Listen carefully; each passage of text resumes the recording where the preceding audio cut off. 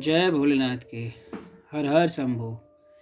शिव के सुरेश्वर अवतार की कथा, उपमन्यु की तपस्या और उन्हें उत्तम वर की प्राप्ति। नंदीश्वर कहते हैं, सनत कुमार जी, अब मैं परमात्मा शिव के सुरेश्वर अवतार का वर्णन करूंगा, जिन्होंने धौम्य के बड़े भाई उपमन्यु का हित साधन किया था। उपमन्यु व्याघ्रपाद मुनि के पुत्र थे। उन्होंने पूर्व जन्म में ही सिद्धि प्राप्त कर ली थी और वर्तमान जन्म में मुनि कुमार के रूप में प्रकट हुए थे। वे अवस्था से ही माता के साथ मामा के घर में रहते थे और देववश दरिद्र थे। एक दिन उन्हें बहुत कम दूध पीने को मिला, इसलिए अपनी माता से वे बारंबार दूध मांगने लगे। उनकी तपस्विनी माता ने घर के भीतर जाकर एक उपाय किया। उच्चवर्ती से लाए हुए कुछ बीजों को सिल पर पीसा और उन्हें पानी में घोलकर कृत्रिम दूध तैयार किया। फिर बेटे को पुचकार कर वह उसे पीने को दिया। माँ के दिए हुए उस नकली दूध को पीकर बालक उपमन्यु बोले, यह तो दूध नहीं है। इतना कहकर वे फिर रोने लगे। बेटे का रोना धोना सुनकर माँ को बड़ा दुख हुआ। अपने हाथ से उपमन्यु की दोनों आंखें पोंछकर उनकी लक्ष्मी जैसी माता ने कहा, बेटा, हम लोग सदा वन में निवास करते हैं, हमें यहाँ दूध कहाँ से मिल सकता है। भगवान शिव की कृपा के बिना किसी को दूध नहीं मिलता। वत्स, पूर्व जन्म में भगवान शिव के लिए जो कुछ किया गया है, वर्तमान जन्म में वही मिलता है। माता की यह बात सुनकर उपमन्यु ने भगवान शिव की आराधना करने का निश्चय किया। वे तपस्या के लिए हिमालय पर्वत पर गए और वहाँ वायु पीकर रहने लगे। उन्होंने 8 ईंटों का एक मंदिर बनवाया और उसके भीतर मिट्टी के शिवलिंग की स्थापना करके उसमें माता पार्वती सहित शिव का आवाहन किया। तत्पश्चात जंगल के पत्र पुष्प आदि ले आकर भक्ति भाव से पंचाक्षर मंत्र के उच्चारण पूर्वक शाम शिव की पूजा करने लगे। माता पार्वती और शिव का ध्यान करके उनकी पूजा करने के पश्चात वे पंचाक्षर मंत्र का जप किया करते थे। इस तरह दीर्घ काल तक उन्होंने बड़ी भारी तपस्या की। मुने, बालक उपमन्यु की तपस्या से चराचर प्राणियों सहित त्रिभुवन संतप्त हो उठा।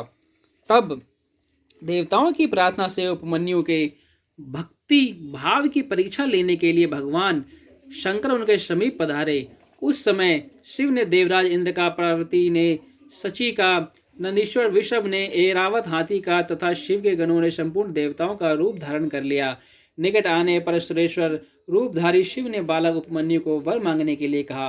उपमन्यु ने पहले तो शिव भक्ति मांगी, फिर अपने को इंद्र बताकर जब उन्होंने शिव की निंदा की, तब उस बालक ने भगवान शिव के अतिरिक्त दूसरे किसी से कुछ भी लेना अस्वीकार कर दिया। वे इंद्र को मारकर स्वयं भी मर जाने को उद्यत हो उठ गए।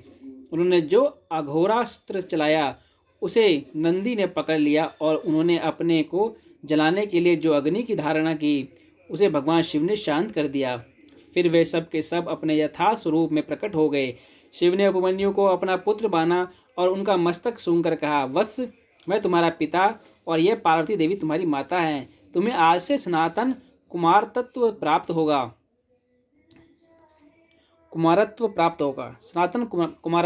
होगा।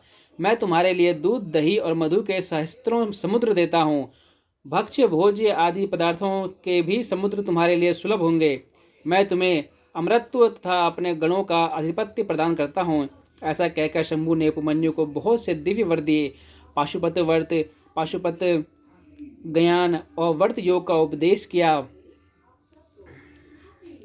प्रवचन की शक्ति दी और अपना परम पद अर्पित किया।